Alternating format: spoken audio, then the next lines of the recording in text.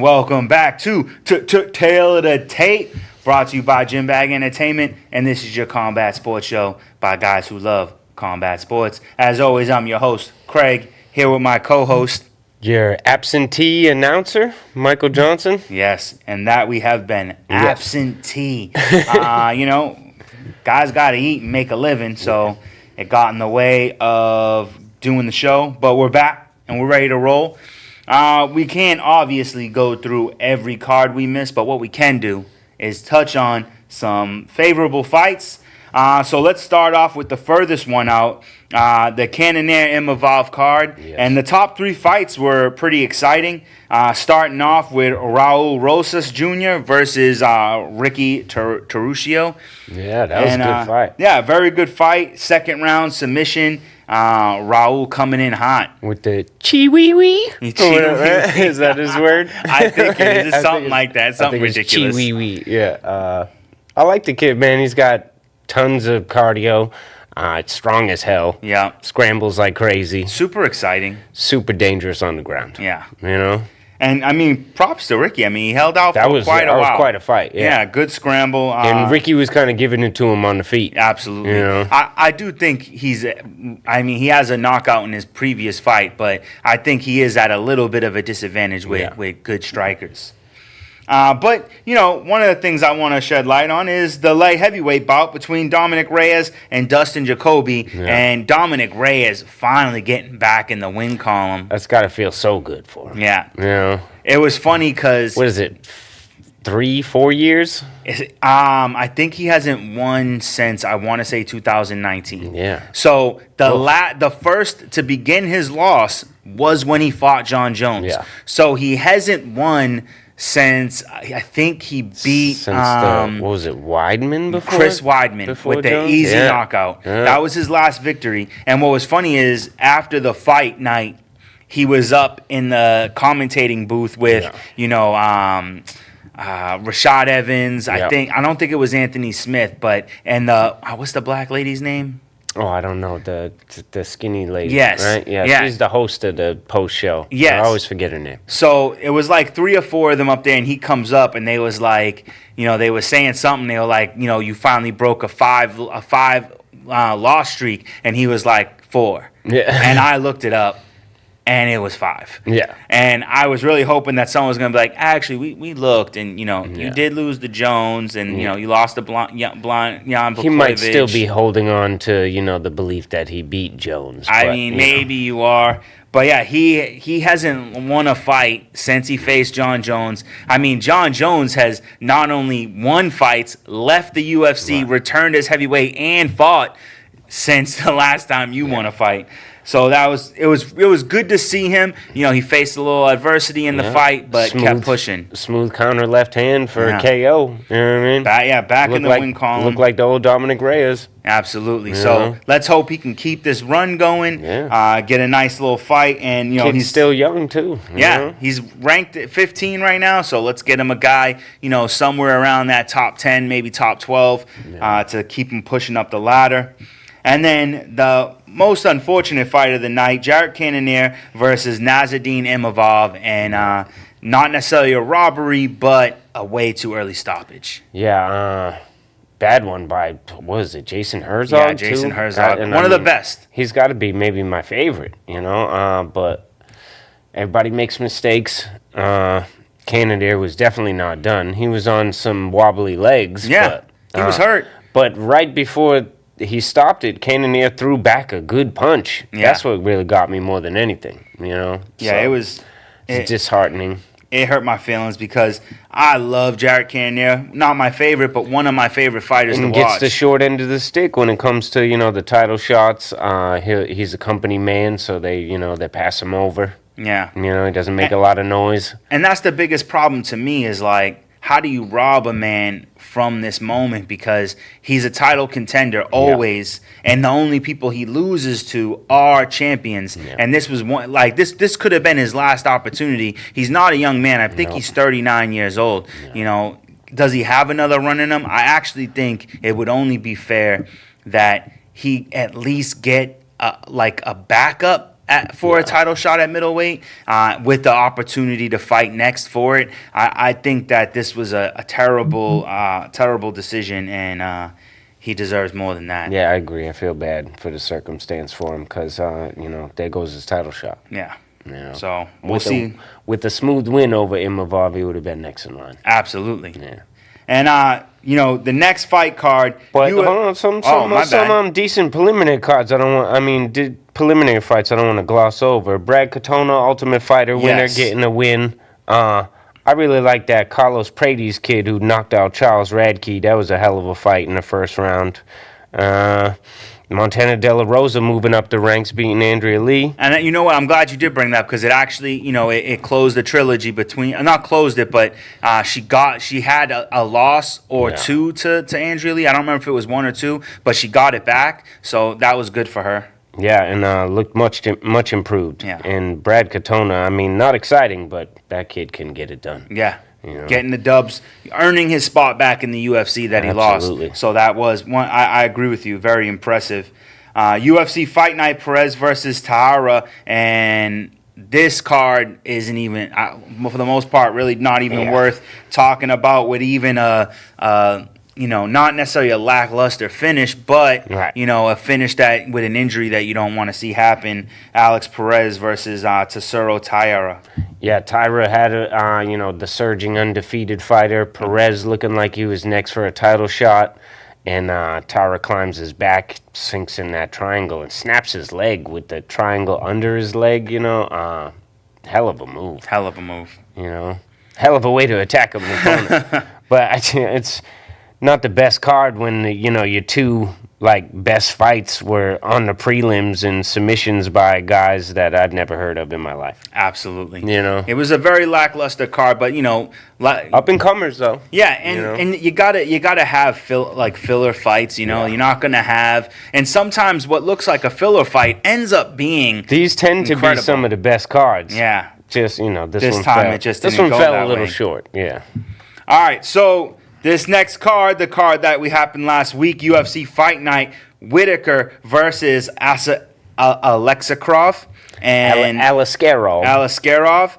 We start this with the bantamweight bout, Xiao Long versus Cheng Ho Lee. I didn't see too many of the prelims. I don't think I saw much either. I do remember seeing this fight. This was a very good fight. A lot of back and forth. It was a split decision, which tells you everything you need to know. And it goes to Cheng Ho Lee, ending the streak, I believe, of Xiao Long. Okay. Magomed Gazahilsalov, I don't know, versus Brendan Ribeiro. This fight was very good. The problem with this fight, I think it was a short notice fight. Ribeiro comes in with, I think, maybe a week's notice. Didn't get a full camp. Right. And I think that, he handled himself well, but he loses a majority decision to Magomed. Then we have a bantamweight bout, Kyung Ho Kang versus Myun Gafarov. That was an exciting fight for a decision. Yeah. It was back and forth. Gafarov showed some good grappling, and it was quite a fight. I like that one. That one I know I missed. I left and ran some errands that day. This was an early card. Renat something versus Nicholas Dalby. Fakhretdinov versus Nicholas Dalby. Once again, another split decision, so a lot of contested fights. It was definitely back and forth. Dalby always solid, but Fakhretdinov, he got that win, didn't he? Yeah, he got the split decision. Yeah, split decision. Then we have performance of the night, Muhammad Naimov versus Felipe Lima. In this third round submission and performance of the night. Sunk in the rear naked choke up against the fence. It was very nice. Awesome. Yeah. All right, Nasrat Hazrat versus Jarrett Gordon. And what's funny about this, both Nasrat and Kevin Gastelum on the same card. Yeah. They did a little thing in the back room. Spider-Man pointing at each other. Super hilarious. But this was also a really good fight between these two guys in a split decision. Yeah, back and forth. Not really any grappling. Just tons of boxing. It's pretty Yeah, entertaining. great way to end the main card of the prelims. To start the main card, though, really exciting fight, performance of the night: Johnny Walker versus Volkan Ozdemir. It was an exciting main card overall. Yes, very good. It was a good event. But yeah, Johnny Walker having some of the funniest KO losses. Like, here's the thing: the man shuts off completely. Completely lights out, and every knockout that happens to him looks scripted. Yes. Like the one against was it Jamal Hill or was it Ryan Spann? Oh, either one was crazy. The one where I think it was Jamal Hill where he threw his hands back and laid out flat. Yeah. And then this one with Volkan Ozdemir cracks him and he falls back, but then when he gets the uppercut, flips his legs out stone cold straight. Yeah. The man is a showman even when being knocked out. Always. He's even got highlights when he's KO'd. Yes, yeah, absolutely. And it's so cool. I'm a fan of Johnny Walker. Whether he's getting knocked out, he's like the modern day Nate Diaz. It's never going to be boring. No, he's always going to come forward. He's always going to land something of his own. Absolutely. But it's whether he can get the win. But big ups to Ozdemir for returning to form, getting himself into that top 5. So not many guys left for him to fight to get to that belt. So I'd like to see him versus Jan Blachowicz. I like that fight quite a bit. With the power of Ozdemir, I always think that he could put out anybody if he puts his hands together right.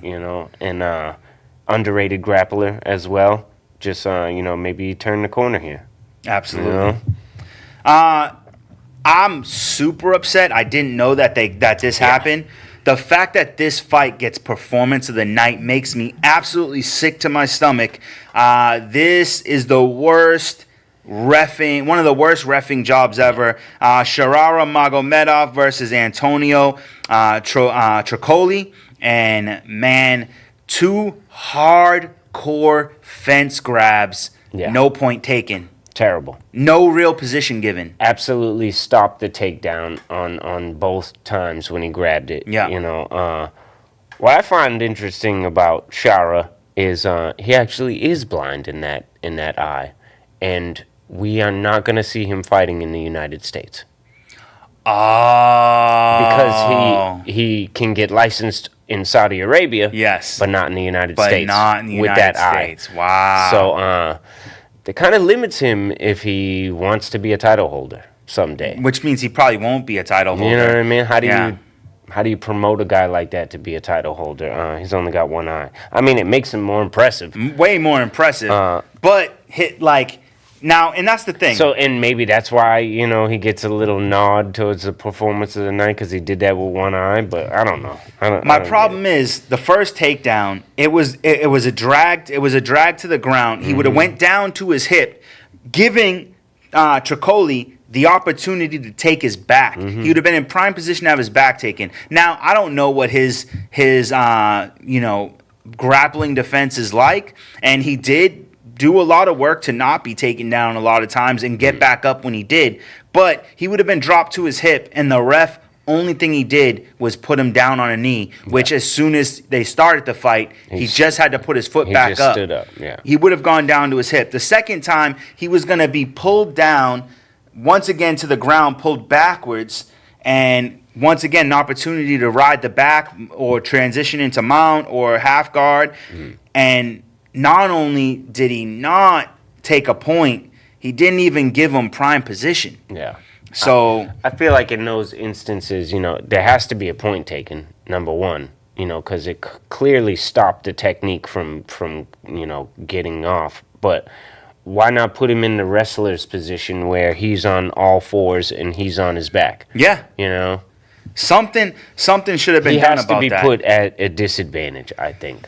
I mean, I feel like the first time, because of how egregious it was, it should have been a hard warning. Yeah. Second time, automatic point taken. And, I mean, I know if they take a point, you can't give position. Right. But, maybe you should have got point and position. I don't know. But at the very least, the point should have been taken. Every single commentator couldn't understand how there wasn't a point taken away. And the fact that we don't hold refs accountable in a press conference, in all sports, no ref is ever put in front of a press and having to be held accountable for his actions. And I don't know. Yeah, what about that jiu-jitsu video I showed you the other day with poor dude getting choked out in a reverse triangle, and while he's asleep, dude destroys his arm.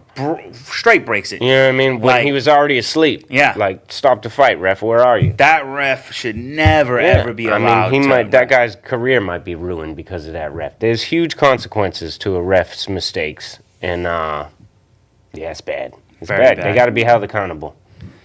And I don't see nothing wrong with, somebody grabbing the fence, you taking a point and giving him the position. Yeah. I agree. Because he ends up getting a TKO here, Shara, and in a fight he was losing. So if you just took the point from Tricoli, he still might get TKO'd. Yeah. You know what I mean? Whereas he might have choked him out if he got him down. Absolutely. Yeah. I couldn't agree more. Disgrace of the night, I would call this. Yeah. Kelvin Gastelum versus Daniel Rodriguez, middleweight bout. Was supposed to be a welterweight bout, and somehow, even though Kelvin Gastelum, I guess, which I didn't realize, is known for missing weight, not only does he get given this gift of fighting at middleweight, that means he doesn't have to sacrifice any of his purse, and then the weight advantage against Rodriguez is egregious. Yeah, who's never fought at middleweight, has always fought at welterweight. Yeah, he cuts down to welterweight, but Kelvin can't cut down to welterweight. So, I mean, D-Rod came in the fight at probably 185 pounds on fight night, and Kelvin probably almost weighed 200.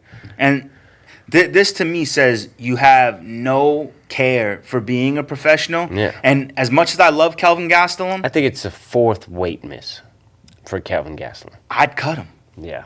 And I don't understand how they let him fight at middleweight. Daniel Rodriguez wanted to push for a catch weight of 180. Yeah. So at least he has to burn, make Gastelum dehydrate himself a little bit. And you could tell he was so full coming into the fight. Big. Yeah. And D-Rod had to eat some extra steaks to get that big. Mm-hmm. It's not fair. He doesn't get anything extra out of it for going the distance with Gastelum. And I thought D-Rod did real well, too. It was quite a fight. It was. It was quite a fight, and he held his own, but you get put into a fight at a disadvantage like that, and you don't even get the benefit of taking part of his purse. Yeah, and it's a guy. We're talking about a guy who's a consummate company man. Yeah, fills in on short notice, fight whoever, whenever, wherever, no matter what. Does whatever Dana White wants, and I'm upset they didn't look out for him here. They should have forced the catch weight and force Gastelum to surrender some of his purse. 100%. So we'll see how that moves forward in the future. Next fight, I'm a little disappointed that this wasn't fight of the night because I felt like it was. Yeah. Sergey Pavlovich versus Alexander Volkov, two very talented, very scary gentlemen enter the octagon. Guys who've trained together, know each other very well, countrymen and all that, have to face each other in the octagon. Top 3, top 5 guy, and what a matchup! Yeah, this was a banger.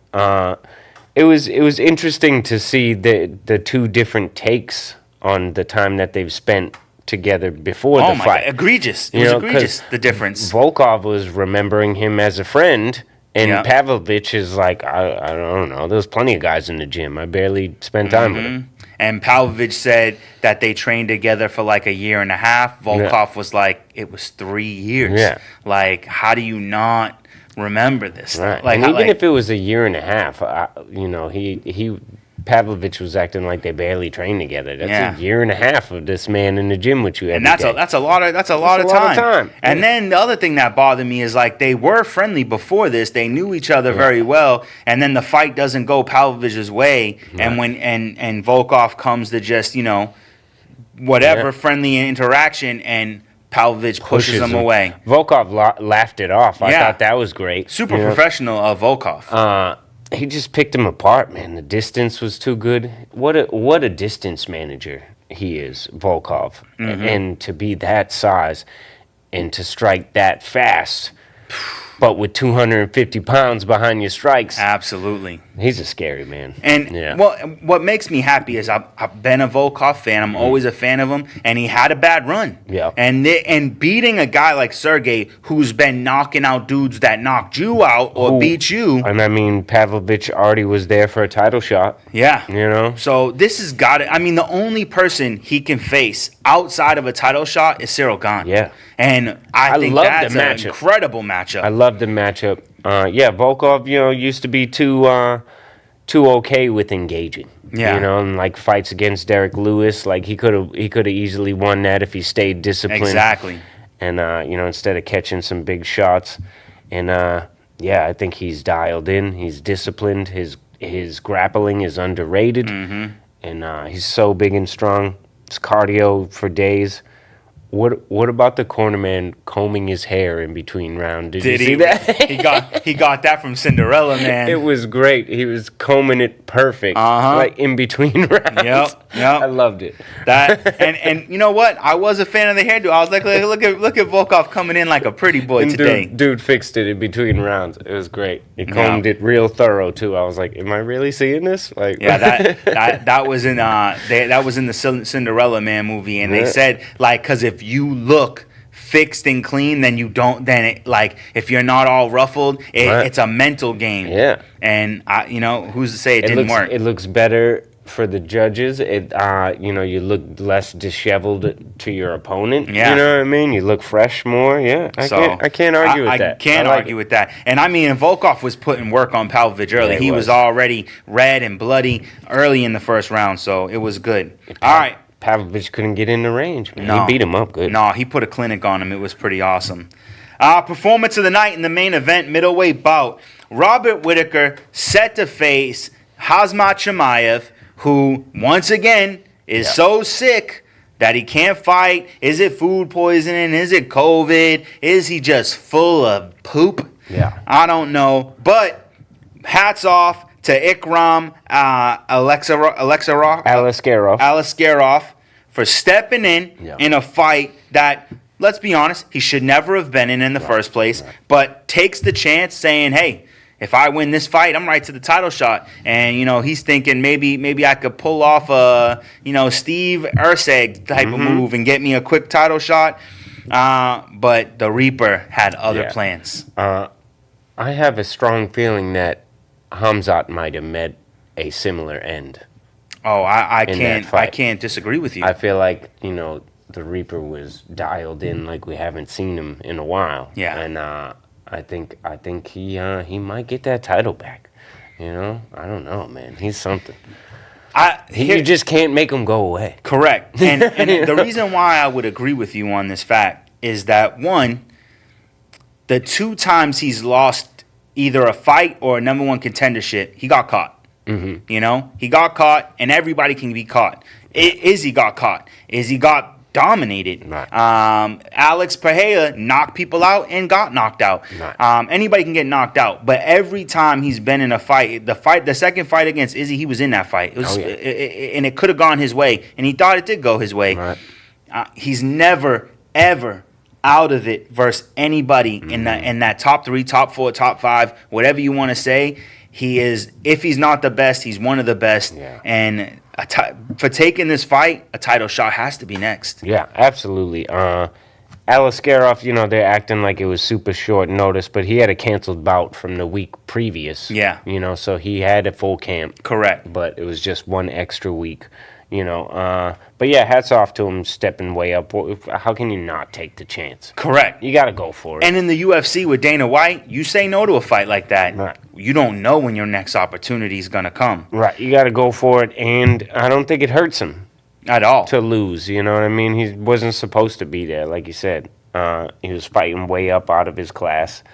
And the Reaper, showed him he's got some work to do. Yes, sir. And it was perfectly read because, he did his little fake like he was going to jump in on 2 occasions. Yeah. And Ikram went to throw that left knee both times that, that he fainted. Yes. So he knew the knee was coming. Okay, let me just go off to the left a little bit. He ate the knee a little bit. Yep. Pulls the right hand down, lands the big right hand of his own. Wow. chicken danced him. Yes. And then lands the big uppercut. What a way to end a fight night too, with a knockout like that. Yeah, Man. early too. And he just looked so, like you said, he was dialed in, focused. Yeah. He was not gonna walk in against a prospect, a low-ranking prospect, and get beat. Yeah, no way. And cheers to the rest of the division that didn't want to step in and take a fight against Robert Whittaker. There's plenty enough guys in that division that were above this dude that could have took that fight and chose not to. And I think that shows that, Whittaker is still one of the biggest threats. Yeah. He did exactly what Dustin Poirier did. I'll take on this prospect and just show him he's not ready and he's got more work to do, but let's get that title shot in line. Yeah, and he deserves it. And I totally believe that, because he put a lot on the line facing this kid. Absolutely. You face an unranked opponent when you're, one fight away from a title shot.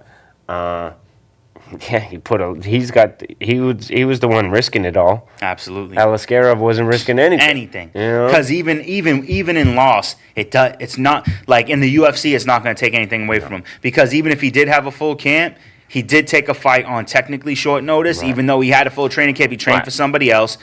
The UFC recognizes that stuff. He was supposed to fight somebody out of the top 15. Yeah, you know what I mean. So they're gonna recognize that in him, and the fact that he took this fight to save the card, they're gonna give him something that is a little bit better when he's up and ready to go. Yeah. So, but hats off to both gentlemen for taking the fight. But big ups to Robert Whittaker for showing. And I like this kid, and I hope it doesn't derail his his growth. Yeah. Like, because he should be built up more like a Ian Gary was built up, or like Sean O'Malley was built up. Bo Bo Nickel. Bo Nickel. Yeah. He deserved something like that, but there was a lot of hype around him. And you know what? Actually, what was the cheater dude's name? The redhead? The one who cheated, grabbed the fence. Shara Magomedov. Bo Nickel called him out. Yeah. He said, "Give me the bullet." Because he knows he saw. What he saw. He's like, "Oh yeah. I can take that zero." I think he would be in trouble. And I think that's an excellent fight because they're both undefeated. Right. They're both gingers. And they both need to be built up. Why not let them fight each other? Yeah, I agree. I like it a lot. All right, let's talk about a little bit of news before we get into this pay-per-view. The Howie Hoax. I got to bring it up. Okay. So Dana White, we all know, we talked about it on the show, that Dana White appeared on Howie Mandel's podcast, and he walked off. And we had lots of questions about that situation. Well, come to find out, it was a hoax. Okay. So basically what happened was Dana White was filming a podcast. I think it was the one where the girl said his name wrong. Okay. Thought he was Joe Rogan. Yeah. I think he was just finished filming that. Howie, they know each other. They're good friends. He's a fan of Howie. Howie said, "Listen, man, I got to get you on my podcast. And you think you could just be like, F this and I'm off?" And Dana White's like, "Absolutely." So he does it.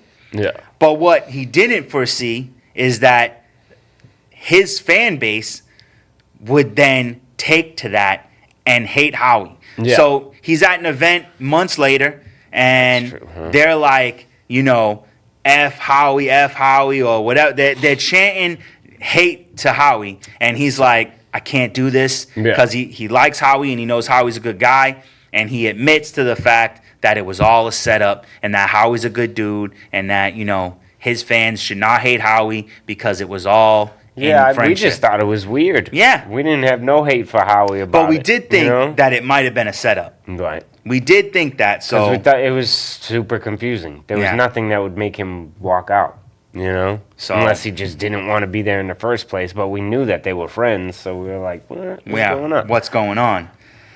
All right, in other news... 12-gauge Paige Van Zandt, at it again. So, she tried her hand in BKFC, didn't go over well. Just recently tried her hand in boxing, lost the decision. So now, 12-gauge Paige is taking her talents to power slap. And, I'm not mad at her. She's super durable. Yeah, she's very durable. She's not afraid to take hits. Right. And, she has a notable name, and she's trying to take as much advantage of it as she can to build up that OnlyFans page. Right. And so I have a thing now. I was thinking, like, because she makes plenty of money. Yeah.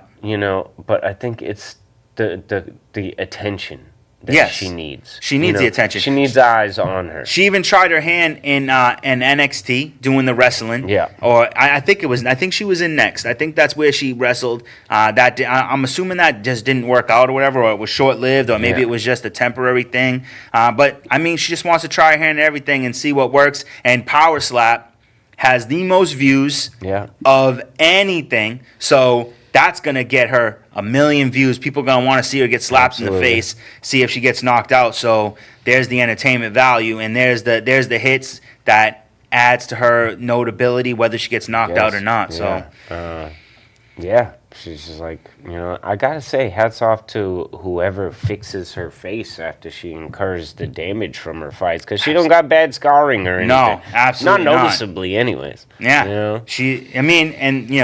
we got surgeons nowadays and all that stuff, so she's probably getting the best that she can get.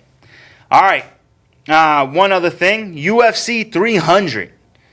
Dana White says this will be the biggest event in sports history. Really? He said this is a once-in-a-lifetime event, never to be duplicated or repeated. It is being renamed for Mexican Independence Day, Riyadh, Riyadh,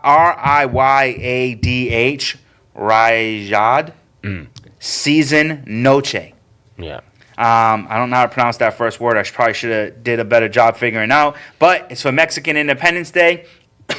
And Alexa Grasso says whether Valentina Shevchenko's in or not, she's going to be on that card. She wants to be on that card regardless. I can't imagine the card will go by without Brandon Moreno being part of it. So I'm excited for the card.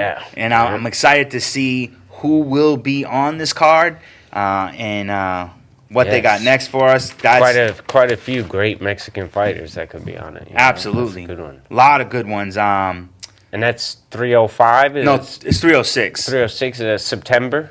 Yes, it is? September. Right. Yeah, Mexican Independence Day. Couple things we did miss that I wanted to touch on. Two things is we never got to talk about the Zhilei Zhang versus Deontay Wilder fight, where he knocked out Wilder. And my thought is, Zhang is probably going to get a title fight out of this, whether it's Anthony Joshua or Usyk, or maybe he fights Tyson Fury. I don't know.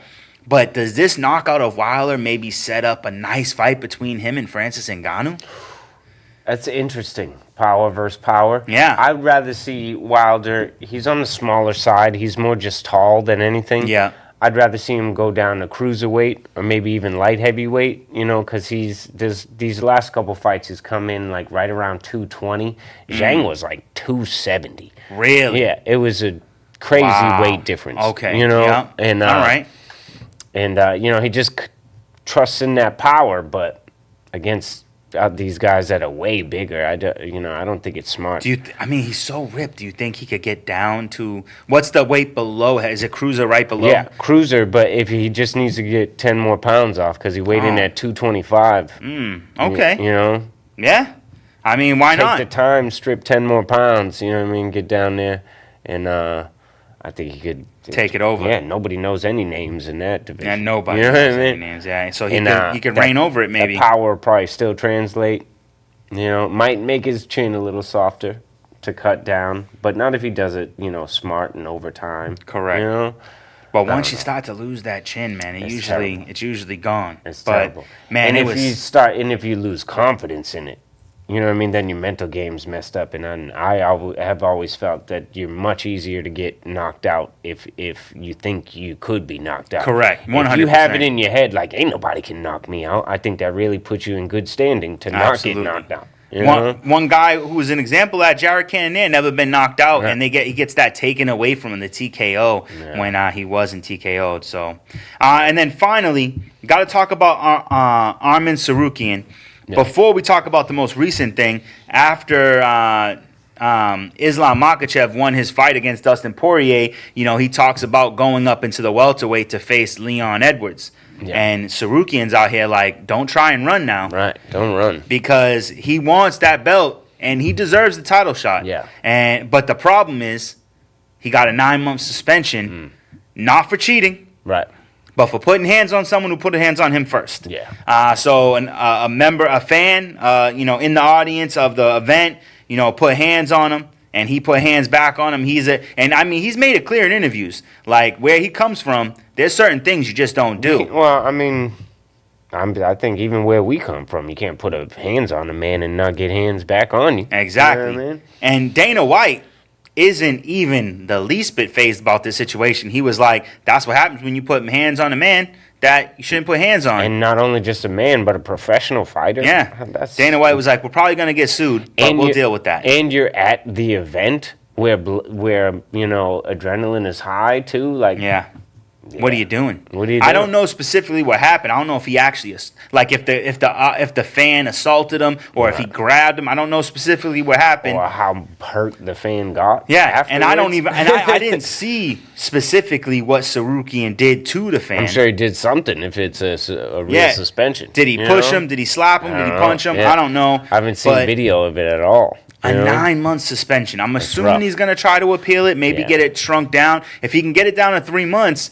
Then, he should be right in line to be able to fight against Makhachev. And I don't see why an incident like that should get you that long of a suspension when segue right here to Igor Biter Severino, the kid who bit dude on the back of the arm, is not banned from mixed martial arts. He received a 9-month suspension and a $2,000 fine. He was also cut from the UFC. Yes. But the State Athletic Commission only gave him 9 months suspension. Did they give him his pay? And a $2,000 fine. That's up to the UFC. Okay. Well, it was the fight commission that held his pay. Right. Well, they put a hold on it. But the UFC can outweigh that. Oh, okay, yeah. But I don't think Dana ain't interested in helping this kid out. No, absolutely not. He's never going to fight in the UFC again, and it's probably going to be a low promotion that he ever fights in. Yeah. Well, I don't even think he can make it to PFL Bellator. But you bite a dude in the ring during your fight, you get a 9-month suspension. A dude attacks you in the stands and you defend yourself, you get a 9-month suspension. That don't add up. Yeah, it doesn't add up at all. Definitely not fair. And Sarukian deserves better. At what point, you're supposed to? How much are you supposed to accept? Right. As a not just a man, as a human being. It's interesting because there's a blurred line there that we don't know what happened. You know what I mean? Did a dude say, Arman, looking, trying to get a picture, and he turned around and busted this dude? Like, don't grab me. Or did he, snatch him up? Did he push him? Did he try to hurt Sarukian, and or did he had to spit defend on him, Yeah. All of that is I don't know. There's some gray area that, it's hard to discern. We'll have to get some more information on that to figure it out. But let's make sure. What do you think about Mike Perry stepping in for Mike Tyson? We didn't talk about that yet, did we? Thank you for bringing that up. I completely forgot. And that might be the most exciting fight in boxing. Right. Just pure boxing. Right. I'm more excited for that fight than I was for Fury versus Usyk. Just because, I feel like this could be the closest MMA fighter that makes sense for Jake Paul to fight. Yeah. And, man, did he choose the wrong guy. And I'm happy with Jake Paul finally choosing somebody real deal. Yeah, someone who's actually boxing. Yeah, and I'm excited to see it. Oh, man, I cannot wait to see this fight. He chose a guy that you're not going to knock this dude out. But if he can, or even win against Mike Perry, kid's fully legitimized. Yeah. Right? That's tough to say. I would say he's a legitimate fighter. Yeah. I still say not a legitimate boxer because you got to fight guys who are pure boxers at your age. And I'm not going to say that he's some kind of boxing great, but an actual boxer, I'll give him that already. But a win over Mike Perry. I'll say he's a decent boxer. I mean, because the one time he fought a legitimate boxer his age, Right. he lost. So I don't like the problem I have is compared to fighters in his weight class, how does Mike Perry match up? Because right now Mike Perry dominates has-beens, guys who never really were. Now, also say that's another thing. Like he's been very successful in BKFC, but some of the guys that Mike Perry has beat in the BKFC are Although I will say he beat Michael Venom Page. He did. A very good striker, but a karate striker. Right. Beat Luke Rockhold, who's a good striker, but more of a wrestler, jiu-jitsu specialist. Yeah. He's beaten some good guys. I mean, why can't I say his name? Former lightweight champ got knocked out by Conor. Eddie Alvarez. Yeah. He made Eddie Alvarez quit. Yeah.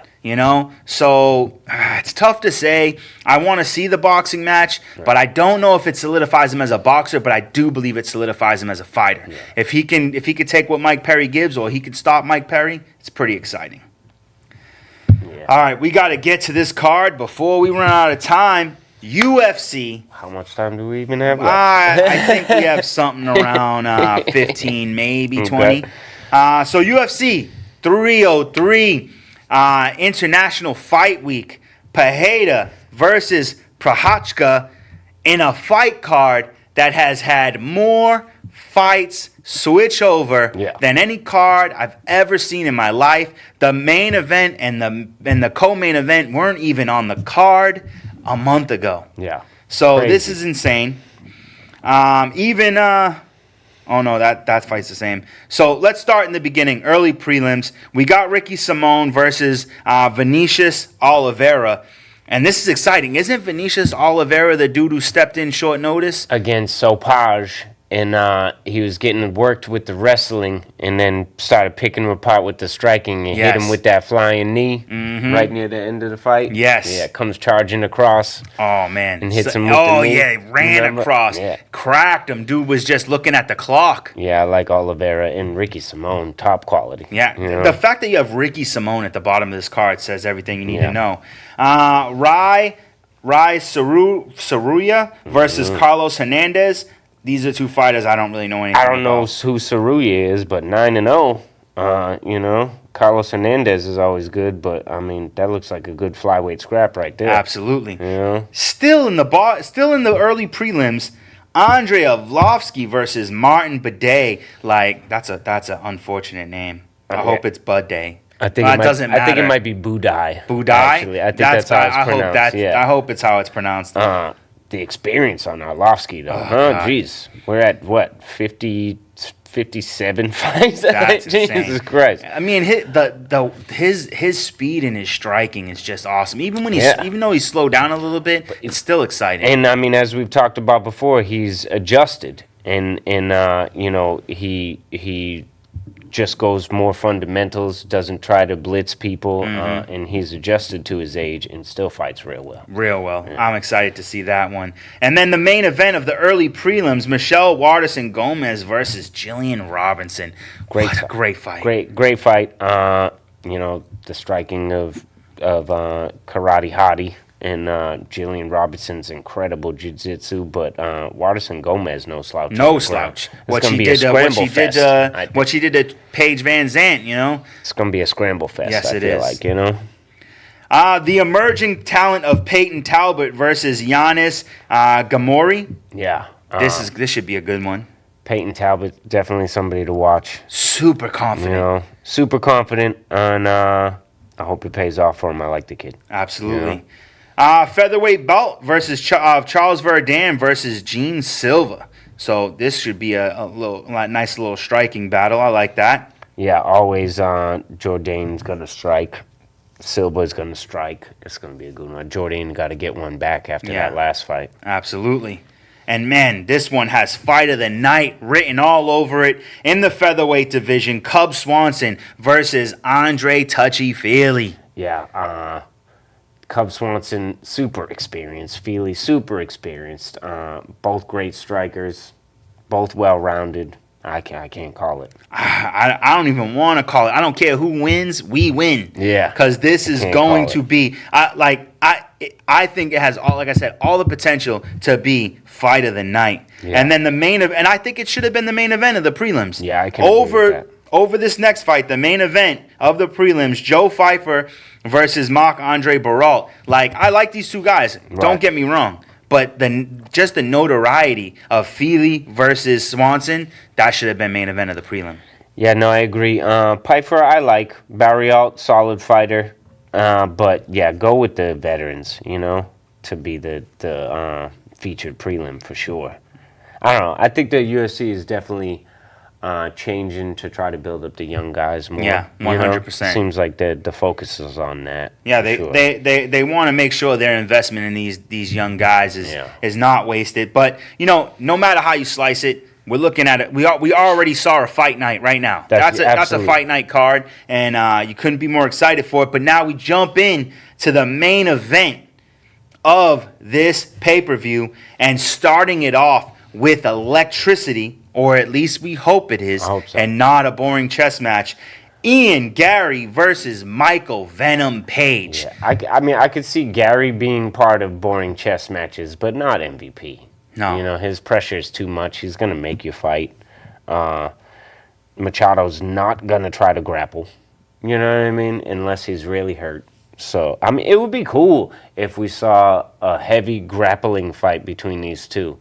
You know what I mean? Although, in that instance, Ian Gary, I think, has a huge advantage Possibly, over Page. But, I mean, we never see Venom Page fighting on the ground, really. He's got to have the skills. He's got to have the ability. I think one of the two fights he lost in the PFL, he lost a decision where it was a lot of grappling on the ground.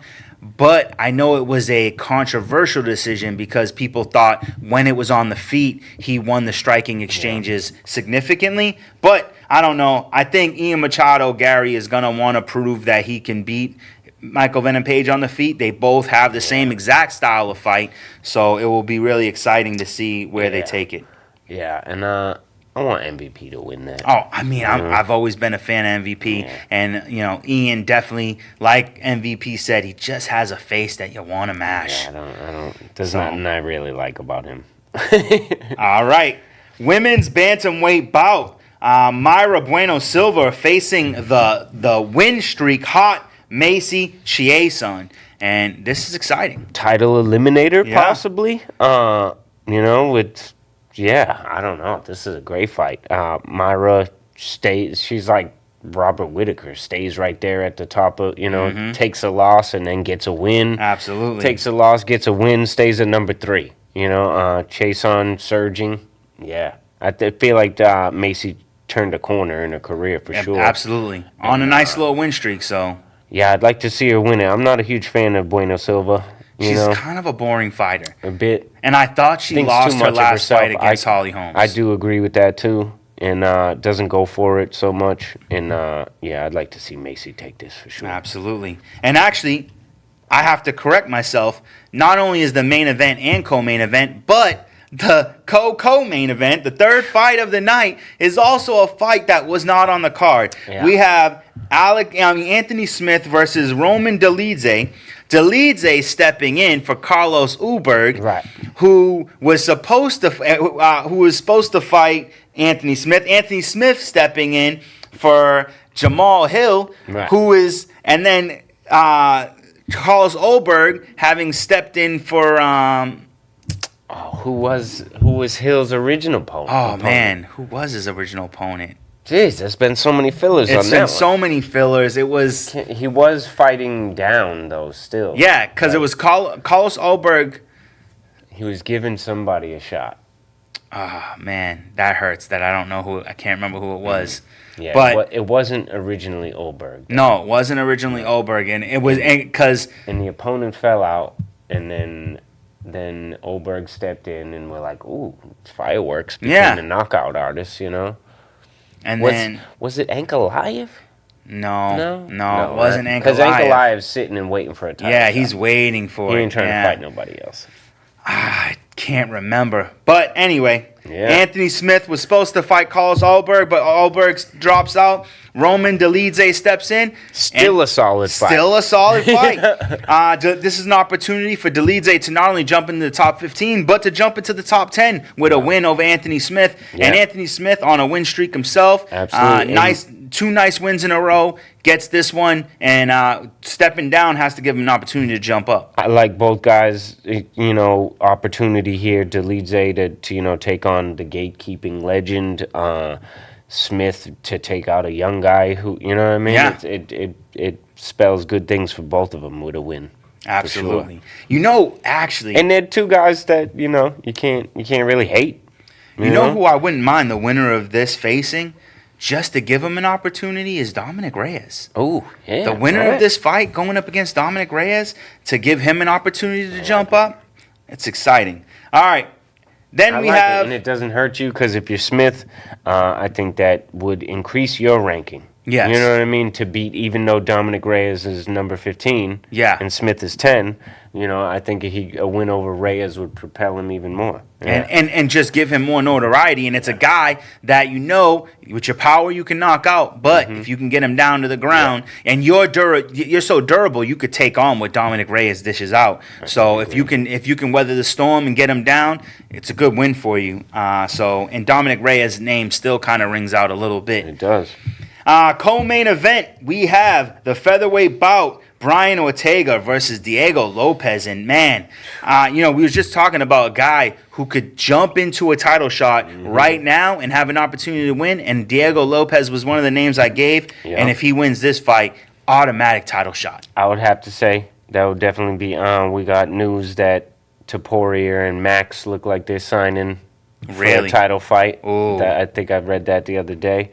And I'm not sure that it's signed yet, but so maybe UFC 304 or 305, and then it's in Spain. That's exciting. Yeah. I'm excited for that. But Ortega versus Lopez, this is a good fight. Very good fight. Brian Ortega with the pressure and durability, and Diego Lopez, I feel like they're the same guy. Only Lopez is more explosive. Yeah, that explosion that will set him apart, I think. And Ortega's hittable, but boy, can he take damage. Boy, can he take damage. That man he's unsleepable. So, I don't know. I'm excited for it. And whoever wins, we win. Yeah. So, I like the rise of Diego Lopez after what he did to Yusuf Zalal. I'm not Yusuf Zalal.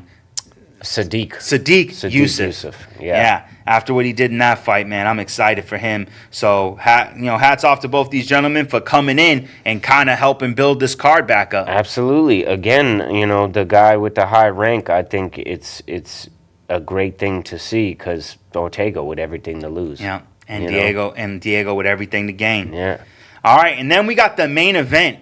Two guys who were scheduled to fight in the next pay-per-view pushed their fight back to save this card, and a fight that everybody wants to see. Light heavyweight title bout, Alex Pereira versus Yuri Prochazka. Both guys with two big wins, coming off two huge wins in their career, facing off for the title. And, man, this is an exciting one. Yeah, it's a crazy one, actually. Two crazy powerful guys, crazy different guys that strike different.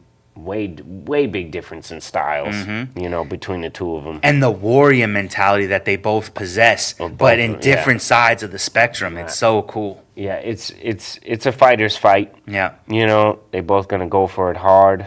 Kind of got a feeling like Prochazka might take it. I don't know. So I'm getting just that weird feeling, My problem with that belief is Yuri literally puts himself out there to be hit. He does. And you can't with Alex Pereira. But I also feel like a rematch, he'll be different. You know what I mean? You'd hope. He's a learning IQ type of guy. You know what I mean? Yeah. I think if he can be calculating, if he can be calculating and he can get this fight to the ground, that's difficult with Pereira though. He has very good takedown defense.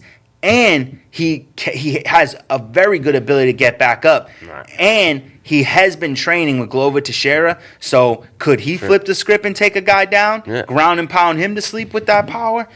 It's very exciting to see. Such and an exciting matchup. Once again, and on this card, every fight to me is whoever wins. Yeah. We win. Absolutely. And I can't wait. It's the day after my birthday. Tomorrow, we're filming the day before my birthday. By the time we put this out, it'll probably be my birthday. And this fight is the day after my birthday. So, International Fight Week, falling on my birthday weekend.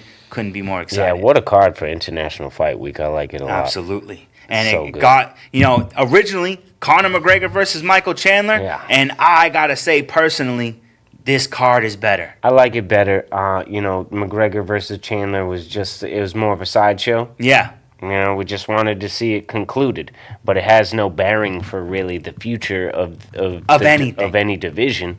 So The only bearing on the future is I like if this Conor much got better. knocked out, it might have been his last fight Right. in MMA. But outside of that, but, no bearing. His toe is too broken to fight, by the way.